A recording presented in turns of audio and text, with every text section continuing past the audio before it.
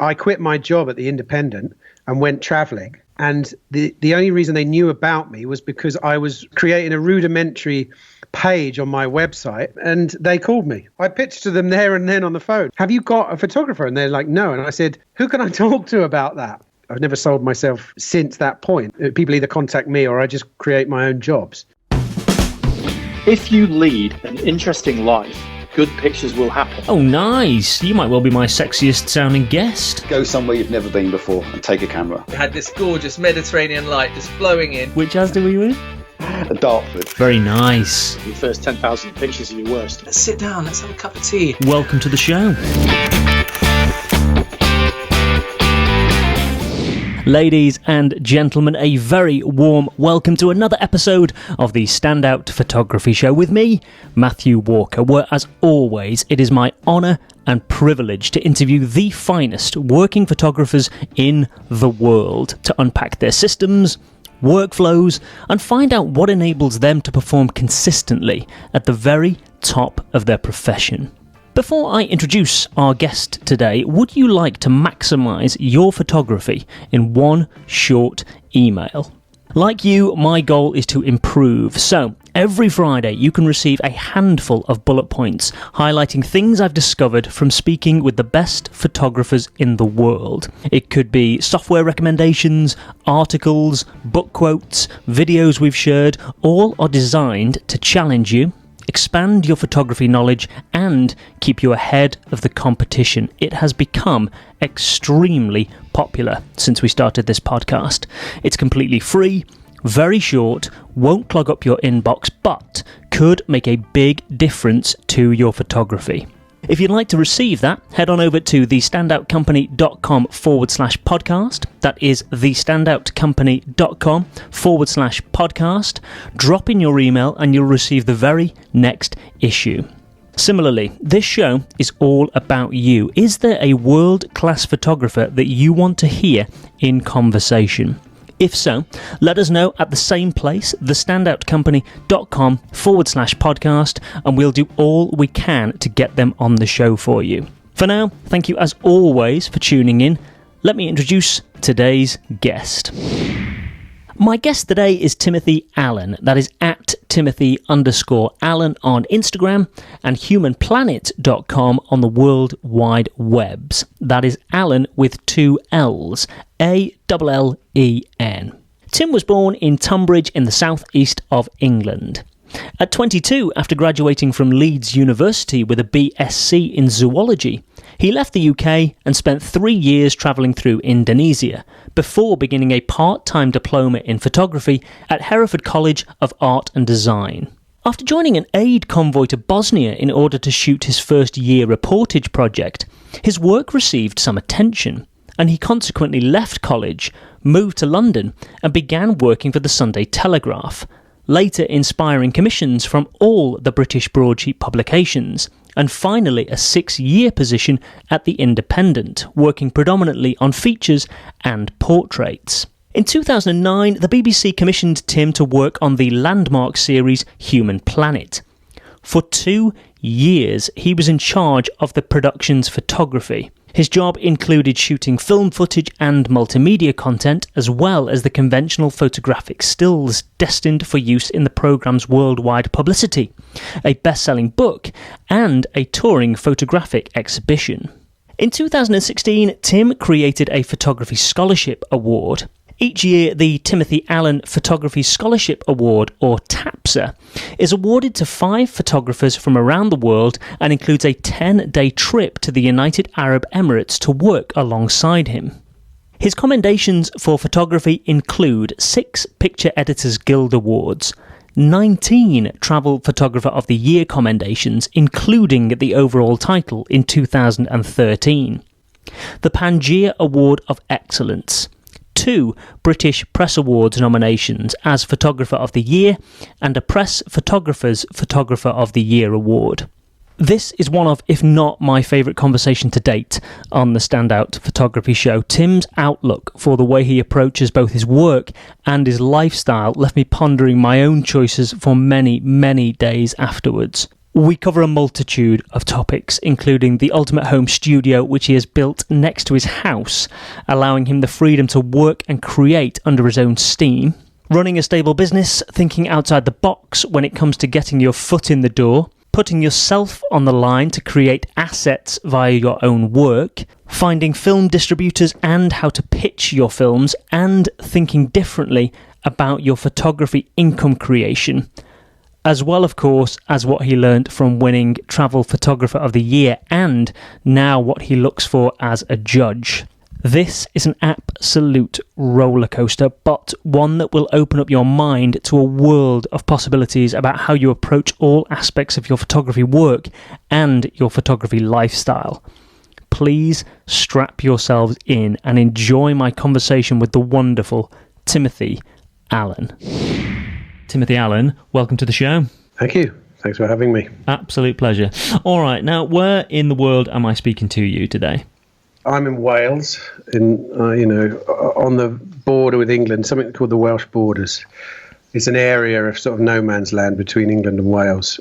And I have a little farm up here in the hills. We don't have any close neighbours in the sense that you would in a town. We're a tiny little hamlet of three houses. And it's a beautiful, beautiful place. I bought it, when I decided to have a family, we moved out here. Well, you're now in the wonderful position where other people describe you and your work. So, for example, Wikipedia describe you as an English photographer and filmmaker best known for his work with Indigenous people and isolated communities around the world. But how do you personally describe you and your work? I'd say that's a fair description based upon what I've done in the past. The way I describe what I do is it's quite hard to pin it down these days. I'm less enamoured by travelling long distances to the middle of nowhere to try and get a story, that's for sure. And that's something that I've done a lot of in the past. But I'm interested in anything interesting, if that's a way I could describe it. I mean, we've just cut a film now, which will be going out in a week's time, and it was more like an adventure travel film, really. You know, in the past, I suppose I've focused on what you would call culture, and I don't know. Times are changing. I'm fully aware that the things I've been focused on 20 years ago are far harder to tell realistically now because the world's changing at a massive pace. And I noticed that, quite a while ago, that when I was when I was young, when I was in my 20s, you could travel the world and every single country you went to would offer up amazing experiences and stories. And even in the last 20 or 30 years, that's changed massively. Which puts you as a photographer in a position, especially if you're the kind of photographer that likes traveling and culture and that kind of stuff, you end up straining yourself looking for those stories. And I just, I've just admitted that and adapted to it. And so now I'm more interested. I really still enjoy a good old adventure. Like the film we're just putting out was a trip we made to climb Mongolia's tallest mountain. It's called Mount Khoitan. And it was tough. It was a 6-week trip, 3 weeks walking, and then a proper climb with ice axes up to a snowy peak, which I've never done before. So whilst if you're a climber, you'll think, wow, you didn't really do much. But I'm not a climber at all, and actually I get vertigo. So it was a proper challenge for me. It was an actual challenge. Plus, I'm sort of 49 now. And a bit overweight, so I'm not the young, sprightly character I used to be, and so that was fun, But the actual cultural side of it, I have much far less interest in. I'm interested in contemporary culture, but not necessarily visually. I mean, like what's going on in the world at the moment is fascinating to me, but I'm not necessarily so concerned in following these kind of stories, the kind that I'm known for. You mentioned something interesting there, and you said that it's becoming harder to find the story, and you're not necessarily interested in going to the middle of nowhere to try and find that. Do you think that's due to the way we live now and the way that modern technology has expanded with camera phones, for example, and people can they can take a photograph anywhere now and it can be on Instagram within seconds. Do you think that's part of why it's become more difficult? Well, that's one of the good things in life. I mean, it literally, you can publish your own photos anywhere you want now and get a lot of people to look at them, provided they're good enough. I like that. That has democratized photography. It's very much a meritocracy these days. You don't need to know a picture editor, or you don't need to be associated with a publication to get your work published and seen. That's good. But as far as the stories go, the world has just completely opened up. I mean, it's a fact. I first started traveling in the 80s, and in the 80s, flying into Bangkok was like flying into another world. Literally. Or Bali. I think one of the first places I went was Bali. And I thought, it was incredible. I felt like I was in a movie. And of course, now when you go to those places, you see a lot of, you see coffee shops that you recognize, you see, all this. I mean, and I think one of the places I've spent the most time in the last, say, 8 years has been Mongolia. And it's happened there visually. Every year I go there. In fact, I mean, it wasn't that long ago. I think maybe it was only 5 or 6 years ago. There wasn't even a road from the airport. The airport was an airport that you just landed and you went straight out onto a dirt track outside. But I'm pretty sure that was 5 or 6 years ago. And now, like I say, I remember the first coffee shop appearing in the airport, at Ulaanbaatar airport. And then the next year it was a branded one. And then the next year it was, and before you know it, you're looking at things you find familiar. And whilst that is a story in itself, traditionally I was always looking for something unfamiliar. And I very much enjoyed, like the exploratory experience, which as it started waning, my interest in it has started waning too. But also, I'm getting older. I don't want to put off any young budding photographers who love to travel, So you can still go ahead and do it. But I've been doing it for many years. So I feel full. I feel very happy that I've done what I've done. But I look in slightly different places now. And, if you're going to ask me, what are you looking at now? I can't really offer you too many answers, to be honest. I'm in a massive time of change, as are a lot of people, at this particular moment in time. I think a lot of people are reevaluating who they are and what they do because of the fact we've all just spent, the best part of 3 months at home, locked away as well. I mean, we've been all, like, I know everyone's experiences of this has been different, but my experience here has been that we've been isolated. It's just been me and my family. We haven't seen anyone, haven't driven anywhere, haven't done anything. We have one trip to the shops every week to buy a big load of shopping. But other than that, it's been a very eye-opening experience, which has made me change my mind about potentially what I want to do in the future. So, but yeah, like I say, I can't necessarily offer too many ideas of what that might be at the moment, because obviously no one can travel. Well, we can travel, but I don't see the travel industry getting back up on its feet for quite some time, unless something quite drastic happens. And that's mainly because every country appears to have its own rules on what they are going to do about COVID.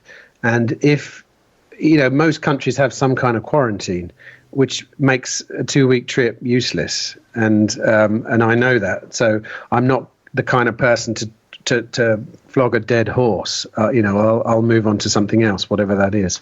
That takes us on quite nicely, actually, because I wanted to talk about home, and particularly your home setup in terms of work. Now, I'm guessing that you have some form of home studio within your house. Is that correct? No, I've got it's next door to my house. It's, I wouldn't call it a studio. I don't shoot anything in here, but I've got in front of me here, I've got 4 screens and, I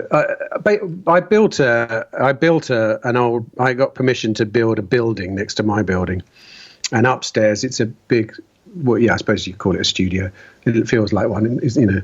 And downstairs is a self-contained flat, and that means when people come and edit films, they can stay here, and we have a good time. We make films during the day, and then we go sit around the fire at night and drink cider or whatever, you know.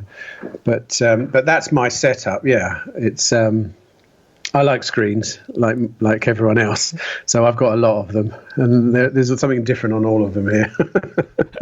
I'm so glad I asked, because it's one of the things that I didn't potentially intend to happen with these conversations, but people's workspaces are fascinating, and what people have done, like you just said, you built a building, and I've spoken to so many other photographers who have done something very similar in their garden. So you will actually have people, when you're working on a project, people will actually come and stay with you and work on it as well. Yes. Well, look, you know, I've been self-employed my whole life. Even though I've worked for large organisations, I've always maintained the fact that I'm self-employed. You know, and it's only been in the last, whatever it is, 8 years that my office hasn't been a room in my house. When we moved out here, I saw the opportunity. I had the money, so I built it, and it's nice because since I built my own office, people come and visit me here, and you know, like it's a, I don't know, it gives you a certain feeling of authority that over and above what you might already feel, and it's nice to be able to entertain someone at your place, especially. I mean, it's something I've learned over the years from travel. That, and I mean, it's a. Depends how deep you want to go into it, but one of the largest lessons I've learned in sort of 30 years of travel has been that your home is the most important thing. And as I've met so many people, and I've visited so many people in their homes, you start to yearn to be able to entertain yourself. You start to yearn to be able to return the favor. And I've had some decent homes in the past, but this was the first time I actually created a place where, you know, guests come and we treat them like kings and queens, and they can live here and look out onto the hills, and we can make films and we can do whatever. But you know, we're right next to Offa's Dyke, which is one of Wales's national walking trails. It's literally like 300 meters that way. So it's something that, like I say, I've yearned for over the years more and more.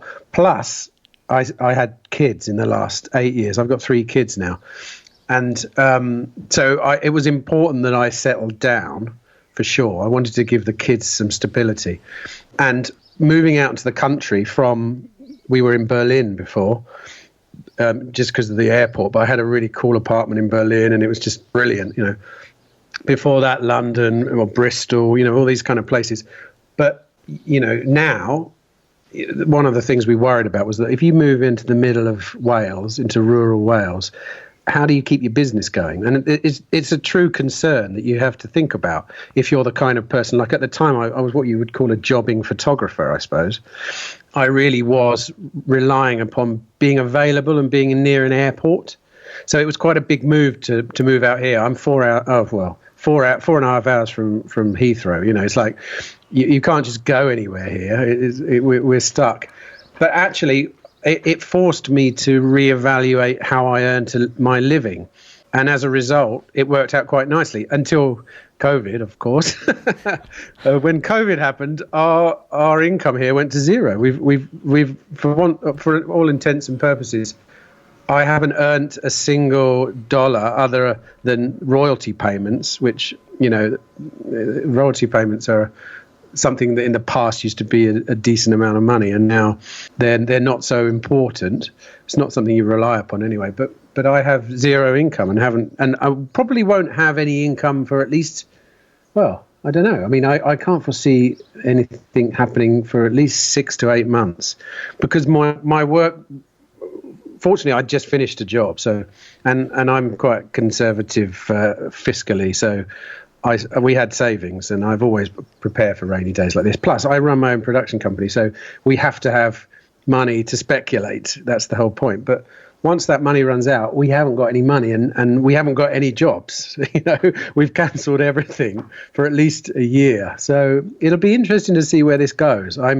I'm like a lot of people at the moment, a little bit wide-eyed, thinking, well, look, it's happening to a lot of people. So let's see what happens. But certainly I'm going to have to change my focus if I want to stay earning, let's say. Yes, and I think it's taken, I think a lot of people it's forced them to sit back and actually take stock of the work they do, because you can almost look at the bigger picture because you've been forced to stop and do so. You mentioned something interesting then about when you were saying about your home studio. I guess one of the real massive advantages of working where you live is that you can also control all of the elements within your environment. You know, you're not pressured by time constraints that you've hired somewhere and you've only got it till 6 or something like that. And you can also control, you know, you can control what is in there to enable you to do your job. Does that make you more effective? Yes. Well, what makes me more effective is that my overheads are very low.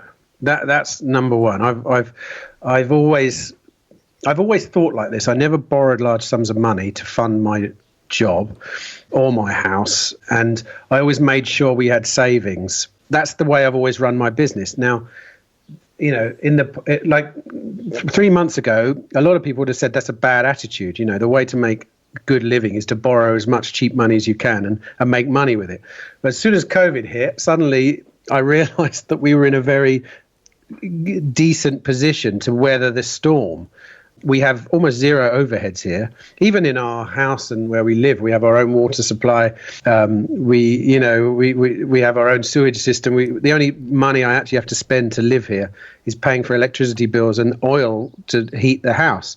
And the price of oil crashed, 2 months ago. So we've heated our whole house for the year for £200 because we filled our oil tank up when the price crashed. So. So, you know, I'm not saying that the way I do it is the right way, but the way I do it lets me be a little bit more relaxed about the way I work. And to give you an example, when I was living in London, I was probably working 360 days a year. I mean, I was like, you know, I really was working like hell. And then when we moved out into the countryside, I completely changed the way I work and the kind of jobs I did. And I basically established a series of things I did in the year, which were reoccurring, which generated chunks of money. So for example, until COVID, I used to run 2 expeditions a year, which were a bit like photo tours, you know, but they're a little kind of slightly different in as much as they were pretty hardcore expeditions, and private clients would pay to come, and you would generate income from that 1-2 week period, and then often I wouldn't work for 3 or 4 months until the next thing, depending on what it was. And I managed to build up a series of those things. So you earn a chunk of money and then you do nothing, and then you earn a chunk of money and then you do nothing, rather than what I was doing before, which was working on day rates for companies and never wanting to turn anything down. So it works. It's a very good way to make a living, if you can get into that position. But like I say, now that's all changed because all of those things have collapsed with the inability to travel. So I will reevaluate and do something new. And I'm not scared about the future because I know that if I lost all my money, I would just spend a few years getting it all back. You know, it's like if you've ever made a decent living for yourself, then you can keep doing that. And it doesn't really matter what happens to you. Something terrible could happen to your business. And as long as you're still the same person you were, you'll recreate that business. It may be different, it may be in a completely different form, but you will recreate it. And I have no doubts that I will, because I've done it for 30 years. It just might not be in the same form. One thing I would love to do if I had the inclination, and I don't, unfortunately, would be some kind of online learning experience, because I've started doing that recently, not in photography, but in other things that I'm interested in. And it's been a really, interesting and eye-opening experience. And it would be, one of the guys I study with, we've just finished an 8-week course actually. he used to be a lecturer at a university, and he's managed to quit his job and only does online courses now in real life. You know, he's really there. You do it on Zoom and everyone's in the class together, so to speak. And he's making more money and having more free time than he was when he was a college professor. So, you know, it would be a great thing. I just don't really have the inclination to teach anyone anything about photography, because I've been doing that for on expeditions for quite a while, and it in all honesty, it's not something that really gets me going these days, you know. Yeah, and I think it's important to focus on the things that do really get you going, because otherwise, as you said, you just won't have the motivation to do them. One of the things that I can tell straight away from just the first 20 minutes of our conversation, you're clearly a very good businessman, and that it's been one of the consistent themes with successful photographers and just successful people that I've spoken with, because you can fall into the trap of just being an artist, and if you don't have the business acumen that runs alongside that, you are, as Philip Lee Harvey so eloquently put it, you're a bedroom guitarist. But we'll come on to discuss the business side of your work. Can I just mention one thing about what you just said? Yeah, of course you can. It's true that I wouldn't necessarily say I'm a great businessman. I'm a decent businessman. I'm actually quite a conservative businessman. You know, I think I have contemporaries that I know who earn huge amounts of money, especially the Americans I know, the Nat Geo photographers, those guys. And when I meet up with them and listen to what they're doing, it really blows my mind and makes me realize I'm not that kind of a person. I mean, you know, I'm just thinking of a few people I know, the wildlife photographers at Nat Geo. You know, they don't just stop at working for Nat Geo. They buy a boat and then they get it funded and then they sail around the Arctic and it costs $1 million plus a year just to run the boat. And these guys, these guys are real. I mean, but I'm not that way inclined to go out and generate that much money or own a gallery, and sell prints for 40 grand each. Or, there are some really hardcore business people out there. A lot of the YouTube successful photographers, they're the same. I'm thinking of, those guys that have made a huge brand online, and they're the real businessmen. I'd call myself a photographer primarily, but I'm the same when I play poker. I'm conservative in the amount I bet, and I normally come out up, but I don't win the jackpot, if you see what I mean. But I come out up, and that suits me. That suits my personality. I'm happy when I can't complain. We've got a great life, but I'm not aspiring for anything else beyond what we've got, to be honest. I'll give you an example. When I first started, my first job ever was at the Sunday Telegraph, and it was a bizarre fluke that someone recommended me to the picture editor of the Sunday Telegraph from a national diploma in like photography. And my first job I did with a film camera, a Fuji STX2 that cost me about 100 quid. And I know a lot of people who, when they decided they wanted to be a photographer, they went out and spent 20 grand and bought all the gear and then went to work. Whereas I went to work with what I had, which was a terrible camera. And as soon as I could afford a Nikon D1 or a D whatever, I bought one. But it was a good 6 or 7 months where I was turning up at jobs. This is when I was a press photographer.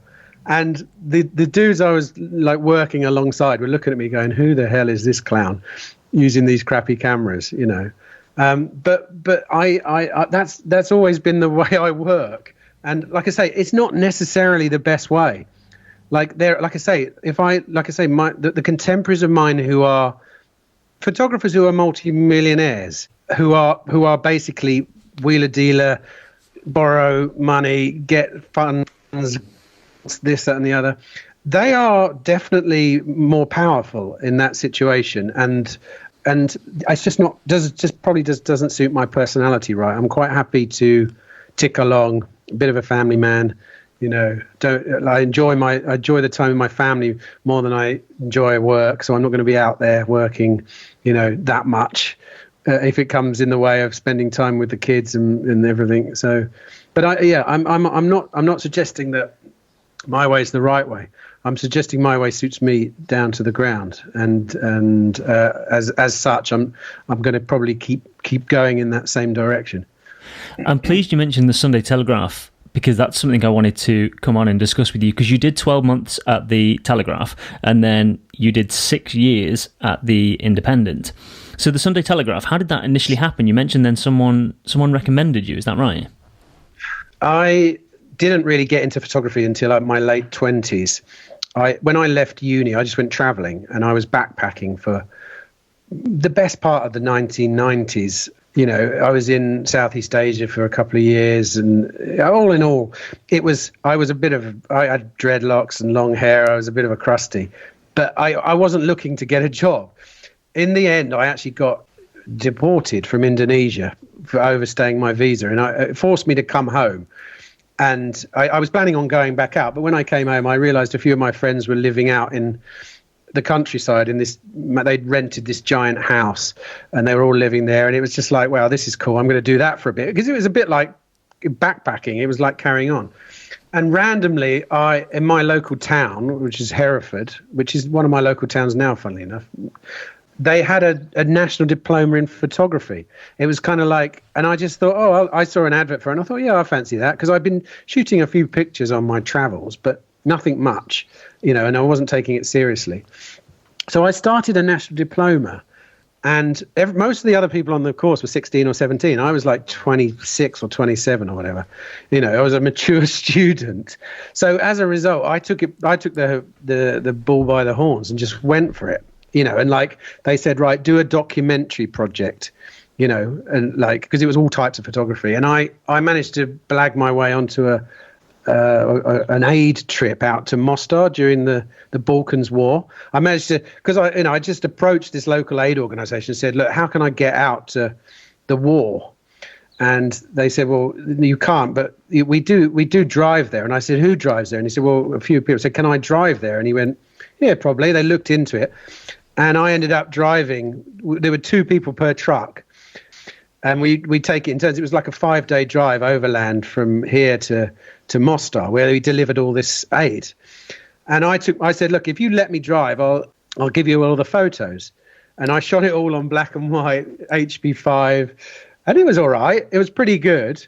But at the same, it was like, I'm only telling you this to give you the idea of, I was a bit more motivated probably than your average 16-year-old doing a national diploma in photography. And also I was very deeply kind of involved in the kind of traveling scene in the UK, because that's who I was. I was a bit, like I say, I was a bit of a crusty, and I was shooting pictures of my life everywhere I went in black and white. We lived on the road. We went to a lot of festivals. We went to a lot of retreats in the woods, and we did all this weird stuff, which in hindsight visually was really interesting. And I shot it in black and white and just really showed it to my tutors on this course. And one day we had a visiting, lecturer, and she ran an agency in Birmingham. And she just looked. She said, "I'll look at your portfolios afterwards." She went through everyone's portfolios, and she just looked at mine and said, "Look, I just think you've got something. I'm just going to call someone, and I want you to go and see them." And I was like, "Yeah, sounds great." This is like, I wasn't really thinking of getting a job. And she called a guy called Judah Passow, who he's a photojournalist. He used to run Network, the agency. It was one of Magnum's kind of contemporary agencies. He's not going anymore. And she said, "Look, will you see this guy and just give him a bit of advice?"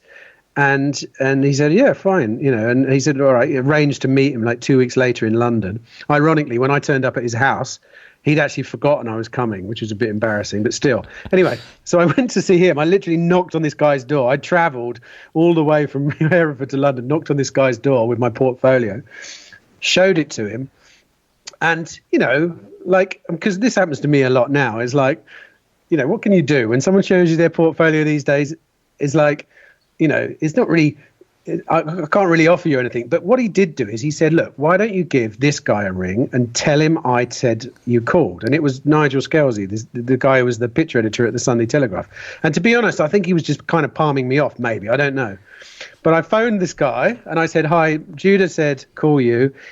I can't remember what I said, but then this guy who was like, you know, he said, well, come in and show me your work. And he was brilliant. And I owe a lot to this guy. His name's Nigel Scalzi. He said to me, look, you're obviously talented, but you are completely inexperienced. And I can see that in your photography. You know, you're inexperienced, you know, and so I can't just offer you a job because there are more experienced photographers out there better than you. But he said, look, I'll give you this. How about this? He gave me a box of film. It was that Fuji color film, really fast. It was like 800 ISO film. So he gave, because no one was shooting dig back then. So he gave me a box of film and he said, look, go out for a week and shoot me 10 portraits and come back next week and show them to me. So I did. And I tapped up everyone I knew. I was living, you know, I tried everything basically, you know. And I think more than anything, he probably tuned into my enthusiasm more than the actual skill of my photography, which is exactly what I do now when people approach me. You know, I'm not so concerned how good a photographer you are. I'm concerned how enthusiastic you are about wanting to work. You know, and he basically started giving me shifts. You know, 3 a week. But back then, considering, you know, I'd earned nothing, it was £175 a day at the Sunday Telegraph back then. So I went from nothing to 175 a day immediately. And I literally thought that money was raining from the sky, you know, and I couldn't believe it. It was incredible. And so, yeah, I just, you know, I was just nice to people. I did a solid job. I did it well. I did a solid job. And then over the next year from working, when you work for a newspaper or a magazine like that, you tend to rub shoulders with photographers from other publications, which I did, and then I was approached by the Independent's picture editor who I'd met at a party, and who was looking for someone new, and he said, do you want to come work for us? And then I just fell into that role, and that was the best place for me to work, because back then the Independent were really photo centric. They were really cool. We were the first people to run a full page picture on the paper, on the front page and things like that, and it was like I was literally given carte blanche to do whatever I wanted on a story. They, in fact, if anything, they said, look, don't do what everyone else is doing. So as a result, you know, we had a great time. I traveled a lot, covered a lot of politics, you know, and current events. And then towards the end of my time there, I was shooting celebrity portraits not so much celebrity portraits, but like features and portraits. I did a lot of that.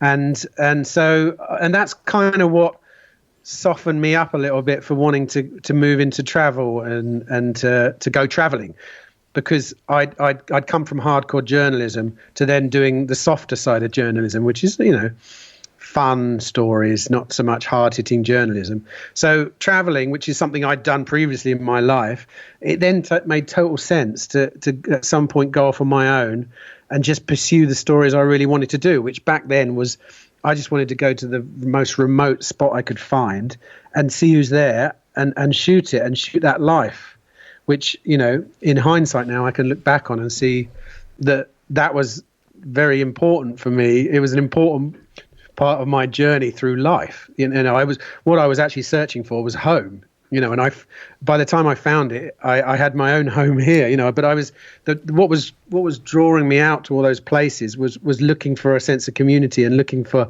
a kind of home. And because what I ended up shooting was always communities and the people there and what they were doing and how they were living and all this kind of stuff.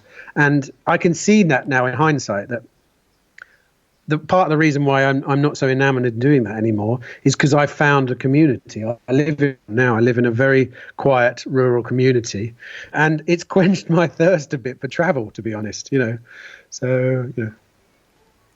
Anyway. Do you remember what you photographed for those 10 images that you showed? I can remember a few of them. I can remember a few of them. One of them was a guy who I knew who was a nurse in London, and he was working in a ward, and I just went down to his ward and I shot him in the ward. I'll be honest with you, they were terrible pictures, and it's taken me a very long time to become a good portrait photographer. I mean, I shoot mainly environmental portraits when I do actually shoot them.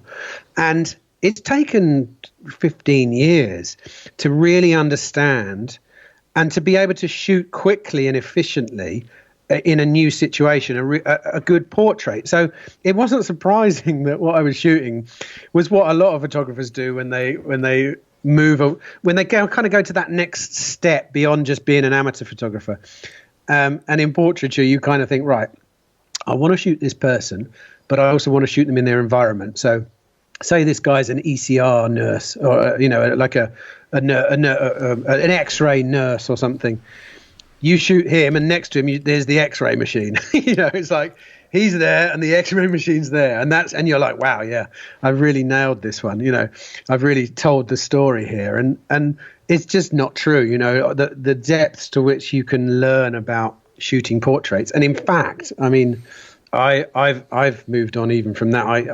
I stopped believing a long time ago that portraiture was a good way to tell the story of someone. I don't anymore. I shoot films, for God's sake, and 1 minute of speaking to someone can give you, 1,000 times more information than a single very good portrait of that person.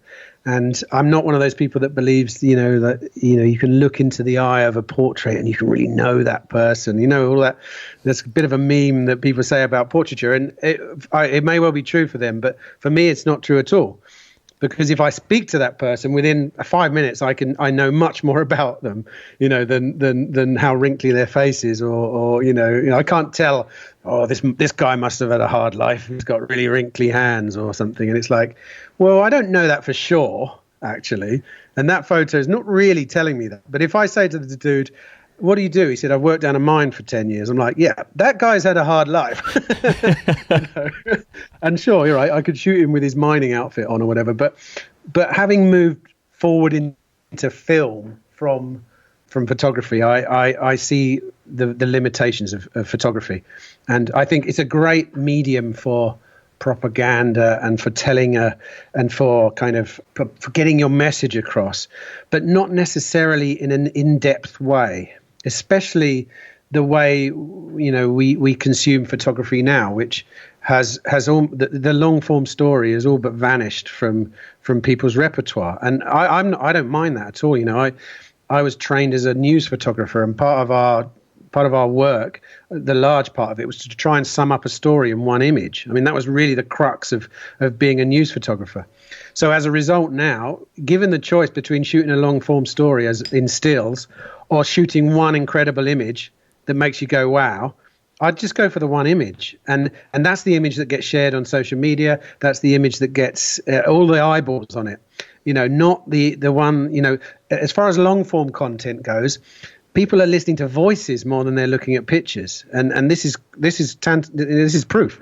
You and me are sitting down having a conversation that could go on for God knows how long. And quite a few people sit and listen to the whole thing, but wouldn't look through a portfolio of 30 pictures of one story.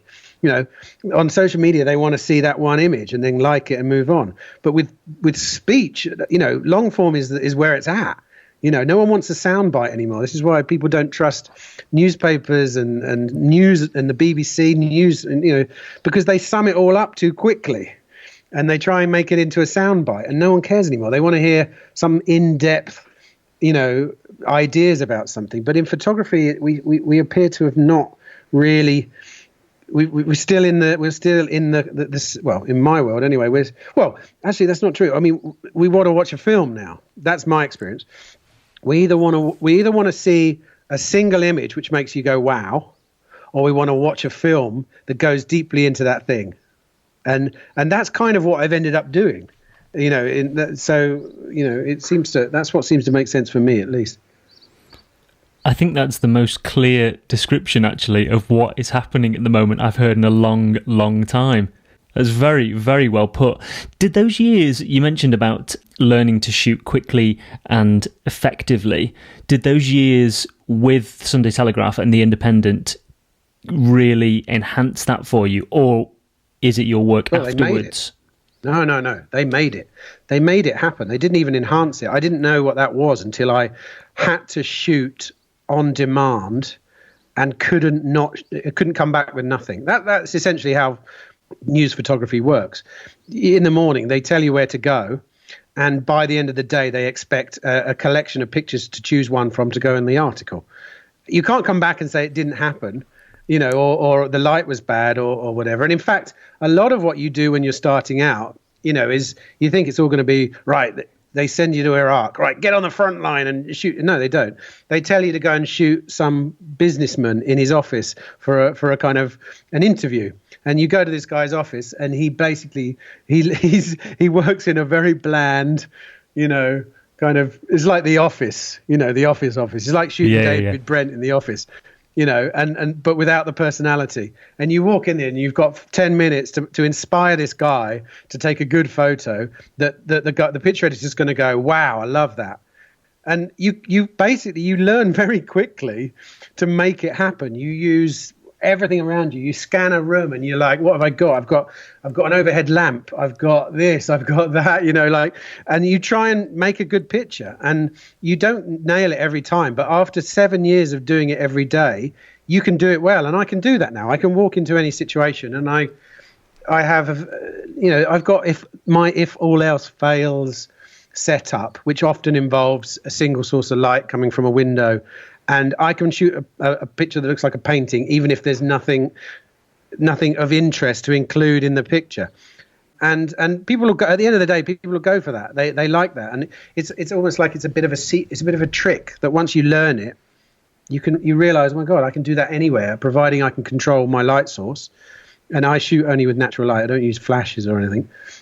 If I can control my light by shooting indoors, I can shoot a picture that looks like a Rembrandt in 5 minutes if I want. And it's true, because I'm on whenever we have expeditions and workshops, I teach it to people, and they pick it up in about 15 to 20 minutes, and then you can never unsee it. You can never unsee. If you look at the paint, like the paintings of the Dutch masters, and the girl with a pearl earring, or these kind of these kind of painted images, when you look at them, there's a simple lighting technique at work, and it involves sources of light, mostly a single source. And if you know how to work with a single source of natural light in the real world, you can create pictures like that out of nothing. And like I say, if you can't make the picture more interesting by including environmental aspects, then you literally just do a relative, a quarter length or a close up of the face using that lighting situation, and it looks like a painting. And most people are happy to stop there, and it's fine. But if you take it a step further, the more your pictures get more and more complicated as you see more and more elements to them. And my technique is to, if I'm shooting something, is to break it down into its composite elements, the light, the elements in the picture, who is there, how many people, what's behind them, what time of the day is it, all this kind of stuff. And if I haven't nailed each element very well, i.e., would it stand alone in that sense? Would it stand on its own as being a great version of that thing? Then my picture's not good enough, and it won't stand the test of time against my other best pictures. And it's a kind of, it means you have a low hit rate, but it means when you present a portfolio of 50 images, they're all absolutely killer shots. And that's kind of my, like I say, my intention in photography now is not to shoot stories, it's to shoot single images. With a view to, if you go to my website, for example, and look on the pictures, you'll just see, 60 pictures, unrelated to each other, mostly, all from different places, but they're all pictures I really like, and that's it. End of story. I'm not trying to tell you anything. I'm just saying, look, that's a nice picture, and more often than not, I know, because the people in the pictures also think it's a nice picture, and that's one of my main intentions. I don't want to I don't want to shoot a picture that the person in the picture doesn't like. Because they're basically honoring me by allowing me to take that image, and they're proud of it. And as long as they get that, they're going to open up to you and give you a mutually, beneficial experience, which is what I find makes the best photos, I've got 1,000,001 questions from what you've just said there. So let me start with your website, because that was one of the things I noticed, actually. And I'm talking about Human Planet Productions, which, for anyone listening, is Human... The Productions one? I've got a few websites. Yeah, so I looked at... The Productions website or the... We've got a production company, but we've also... I've got humanplanet.com, which is, it's my personal website, which I probably haven't updated for... I don't know, 8 years? Yes. I have not seen the point in updating it. So I don't use websites anymore. Well, we've moved on. Well, this is interesting. It's one of the things, like I said, I wanted to discuss with you, because I found both websites. So this is humanplanet.net. And when you go to /photography, you've only got 9 images. And actually, the website in general is very simplistic. How did you decide, because you've clearly got a massive, massive body of work behind you, how did you whittle down to those 9 images and only 2 films?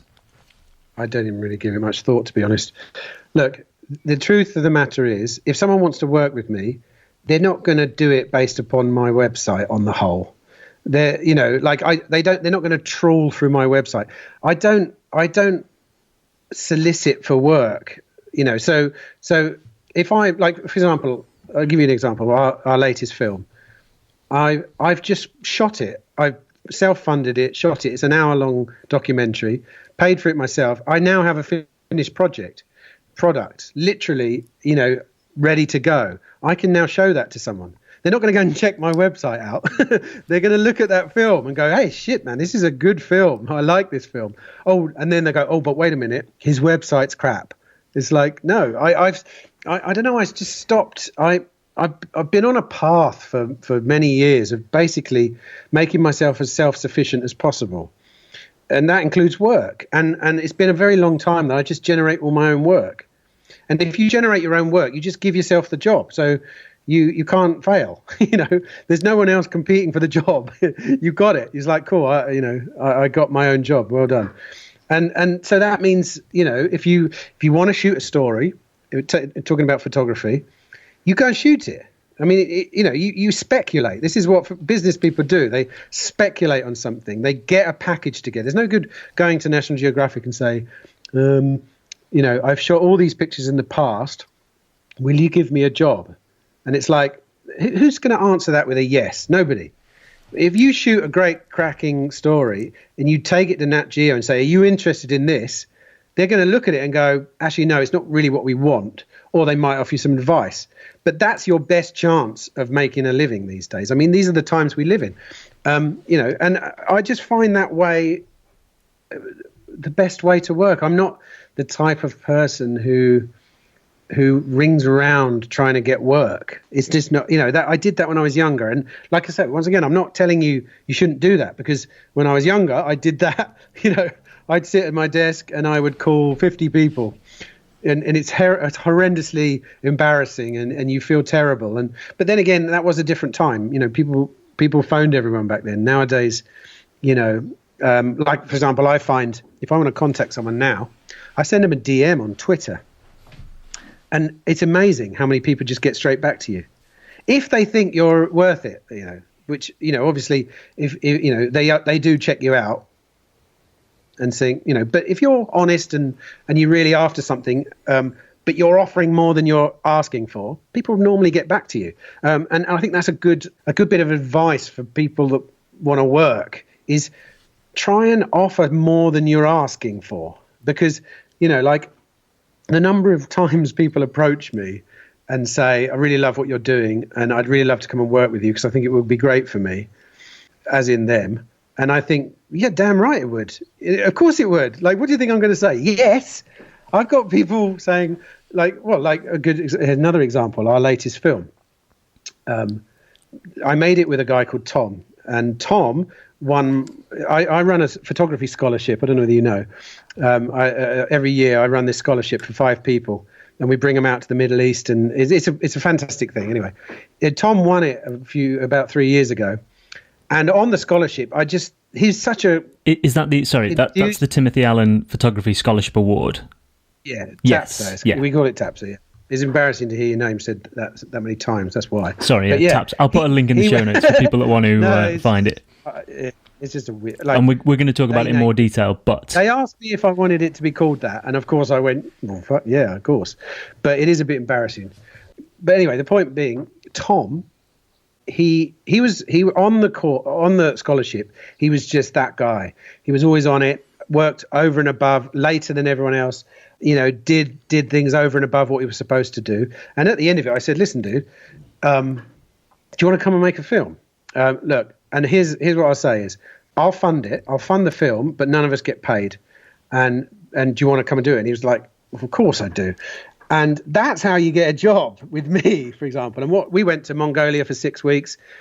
We shot this amazing documentary. We climbed Mongolia's tallest mountain. He then came to live at mine for 4 weeks afterwards, and we edited the film together here. And like I say, sat around the fire every night, telling tall stories, and having a genuinely good time. But if you send a message to someone, out of the blue on email and say, I'd love to work with you, they're not going to get back to you. You really have to prove yourself first. The same with you have to prove yourself first. If you want to shoot a story, you need to prove that you're prepared to risk it all getting that story financially as well, and go and do it, and then present the final thing or a pretty near final version of it to a prospective buyer or employer. I think, I don't know, there's a certain element of entitlement among some people who kind of, I don't know where they get it from, but there's that kind of, they expect something. And I wasn't brought up that way. I've never worked that way. I'm a bit of a grafter, and so is everyone I know. And it works for me. And, we'll have to wait and see, because I'm out of business at the moment. So call me back in a year. Let's see where we're at. One of the things that stood out then when you were talking is the fact that you said you have self-funded a lot of your trips, and then you touched on it a bit later on, because a lot of people will look at your work and think, well, how can you travel to all of these places? And I don't know whether it's modern culture or access via the internet, but if someone wants to do something like that nowadays, their first port of call a lot of the time is, right, let's crowdfund it, because then you're risking someone else's capital, not yours. And it's so refreshing to hear you say, I put myself on the line financially and me and my work. I put both on the line. Look, dude, you can do it any way you want. I just don't look to authority to solve my problems for me, or I don't look to others to solve my problems. That's who I am. That's my core belief. It's easy. It's simple. If you want something, you prove that you can get it, and you get it. We live in a meritocracy more than ever before. It's great in photography. Like I say, if you shoot a good story, people will look at it. If you shoot a great film, people will take it and look at it. You can promote yourself anywhere very, very easily, just because of the way the internet evolved. And so if you're good enough, you'll succeed. It's perfect. It's what we always wanted. It's like you don't have to. There's no nepotism still happens, of course. I'm not saying all these things don't happen, but you can pretty much. And my last film was shot on Panasonic GH5s, 5Ds, iPhones, this Android phone, we made a whole film out of that. So don't tell me you can't afford to make a film. It's bullshit. You can afford to make a film, or you can afford to go and shoot a story. You can. You can buy a 5D Mark II on eBay for 350 quid now, probably. I don't know whether that's true. I'm guessing, but or even buy a 5D Mark I, dude. I shot some of my most iconic photos on that camera. Back when it was the only 5D you could get, and it's probably £200 now on eBay. So don't tell me you can't get a good enough camera you can do all that stuff. You grew up in wherever, I don't know where you are. Maybe if you grew up in the middle of nowhere and you can't afford it, that might be the truth. But if you're listening to this podcast, you probably own a phone and a laptop or a computer or something, so you can do it. And well, more to the point, people are doing it. So it doesn't matter whether you don't think you can. Other people are, and they're beating you to it. So you've got a choice. You either go for it or you let other people beat you to it. And that's what's happening in the world. And I think that's good. I think it's great. I grow up anywhere these days. And, like when on TAPSA on my photography scholarship, last year's winners were from Iran, India. Check this one out. One dude we had was from the Komi province in the Komi Republic in Russia. You've never heard of that, I guarantee you, nor have I. I had to look it up. This dude had never left the Komi Republic before, and he shot incredible stuff in his hometown in the Komi Republic. And we have people from all over the world now. We live in this great meritocracy where pretty much most people are being given the opportunity to create content in some shape or form. And fortunately, it's skewed. The kind of content people want is skewed in favor of the content over the production value in general, which is even better. That means PewDiePie's got more followers than CNN, and PewDiePie shoots videos out of his bedroom, and CNN has a massive office in wherever, and they're spending God knows how much to run the office. That's the world we live in. You either jump on board or cry about it and get left behind. And so you can create, as long as your content's good. And I'm not saying necessarily PewDiePie's content is good for you, but someone else's is, and they're probably shooting it on an iPhone, or they're probably shooting it on a camera while you're worrying about getting the 5D Mark IV with all the right lenses. And it's a good place to start. You've got to shoot. In films, especially, because that's kind of mostly where I work now. Film is all about your characters and your story. The number of times I see films now which are shot beautifully. A lot of ex-photographers seem to do this. They shoot a beautiful, stunning-looking film which has absolutely no soul to it at all. It's just sweeping, especially if they go somewhere nice, like the Himalayas. They shoot all these lovely kind of sweeping drone shots and stuff. And it's like, yeah, dude, we've seen drone shots. Like, drone shots have been and gone. Just establish your film with a drone shot by all means, but don't keep showing me drone shots. They don't take my breath away anymore. They used to take my breath away 10 years ago when you had to hire a helicopter to do a drone shot. You don't now. They're a tool. Use that tool to make a good film. But you can't pivot a whole film on amazing drone shots. It has to have a substance to it. And in my world, that substance has to be a character who makes you want to find out who they are, or a compelling storyline. And normally a compelling storyline is a compelling character or characters. And you can film them with anything. You don't have to drone shot them. It's like you look at some of the most intriguing things. Like, I mean, to give you a kind of example, podcasting, especially visual podcasting, like the kind of podcasts that they show with video. I'm amazed that I would sit and watch, an episode of, say, the Joe Rogan podcast, for example. I watch it for 4 hours, and I'm just watching two people talking. And I'm sitting there watching it. Before you know it, I'm going, dude, I just watched two people talk for 4 hours. There's no production value there at all. Yet my eyes were glued to the screen for 4 hours. So what am I going to do?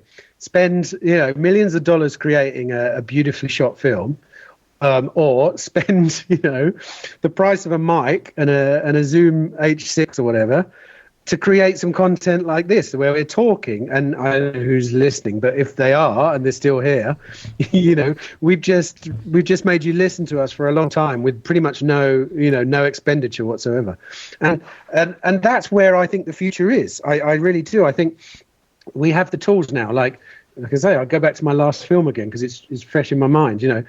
We shot that. We did use a drone, of course, and we used a DJI, the little one. What's it called? The Mavic, is it? Oh shit! Yeah, Mavic. We used we packed all our gear was packed into about 2 backpacks because we walked for 3 weeks. We took it all with us, including charging equipment and stuff. And we shot pretty much what would have cost me the best part of 250 grand 10 years ago. We shot it for next to nothing because we did, we had it all in our backpack. Drone shots, when I was working, even 15 years ago, you had to hire what's called a Cineflex camera, which you put on the front of a helicopter. And that's not cheap. And it's kind of like military equipment, Cineflexes. And there's only 2 or 3 guys in the whole world that kind of operate them well. So you have to fly them in, you have to fly the equipment in, you have to rent a helicopter. Before you know it, you spent 10 grand on a shot, which with a Mavic Pro, if you buy a second-hand one for 450 quid and bung it up in the air, you could shoot it for that. And every time you make another shot after that, your price per shot goes down until you've shot 450 shots, and you're basically working at £1 a shot for a drone shot after your 450th shot. Now, if that isn't good value, I don't know what is, dude. And so, people are making great feature films with nothing now. And it's a really amazing time to be creating content. But even if you don't want to go down that route, like I say, even if you don't want to shoot beautiful looking images, as long as you're attracting people's attention, that's what your career is all about. That's what the career of a photographer or a filmmaker is. It's making sure people are looking at what they're doing. In my experience, I mean, you may want to be an auteur who doesn't get recognized until they're dead. You may be that person, and that's cool. But I'm not. I will be able to live and produce work and have people transformed or enjoy my work. And therefore I have to appeal to my viewers. I have to appeal to people who I'm shooting for, which is mainly them. And I'm shooting for myself, honestly, because I want to feel good about my images. But I'm shooting for a viewer, and that's what's driving me to sort of go to the extremes I would go to, is whether or not I think someone wants to watch this. And if they do, it's normally fine. You mentioned 2 really interesting things many very interesting things, but 2 I'd like to pick up on. So you mentioned that you've got a film coming out or ready to go out. Where it's ready to syndicate. Well, it's ready to syndicate. So where will you send that? Practically, where will you send that once you've shot it? You give it to what's called a distributor. So there are a number of different companies who are distributors. They're like agents for films. So your you can approach anyone. You can Google distributor in the field of work that you're in. But if you are in the business, there's a few relatively well-known ones, and you pitch it to the one who you think's going to sell it for the most money to the place you want it to go. Now, this film we've got now, I'm in 2 minds about it, because we shot it originally as a bit of fun, and I didn't know where it was going. And we didn't pay an editor. We edited it ourselves. We found all the crew who worked on the post-production, we found on like Fiverr and, those kind of websites, we got a whole soundtrack written and recorded for £350. Now, and from this guy in LA who we just contacted and said, dude, here's how it works. Do you want to be a part of this? We've got this much money, 350 quid. And he went, all right. So he did. He sat and he wrote a score, and we had video chats where we said, can you make that a little bit more dramatic? And he's like, yeah, cool. There's loads of people out there at the moment who will do those kind of things if they really want to. They don't necessarily do it. They might say, dude, I'm not going to work for 350. But the point was, we were all working for free, and if you've got time on your hands, why not? If it's a fun project you want to work on, So this film, I'm not really sure. I think these days, if you make a doc, you want it on Netflix, for example. That's where you really want it. If it's a documentary, this is a documentary. It's a travel doc, but it's probably a bit lowbrow for Netflix. In all honesty, you never know. You might get lucky. You might get lucky. The weirdest things happen, and you never know. And because, once again, this is a film that only me and Tom have really ever watched. I showed it I took it down to Bristol a couple of days ago. I just wanted another editor to look at it just for a day. And I tapped up one of my old mates from the BBC, and he looked at it and he said, yeah, I like it. Now that's kind of the general feeling you get. So that's the feeling I had. Yeah, I like it. It was an unexpected success because we just went there with a load of crappy cameras and didn't, without any idea of what we were going to do. And we made a pretty interesting film. And the ending's not too bad. It's like, so I don't really know yet who we're gonna give it to, but we've already had 2 offers from lesser known European distributors, and I've got more to speak to. So you just show it to them and they say yes or no, and they cut a deal, 70-30, 60-40, 50-50, whatever, where they sell it to a telly company and you split the money. Or you approach companies yourself. Fortunately, I've made a film with, like Discovery before, or the BBC or Animal Planet or people like that. I've done so. If you have friends at those places, you can pitch it straight to them.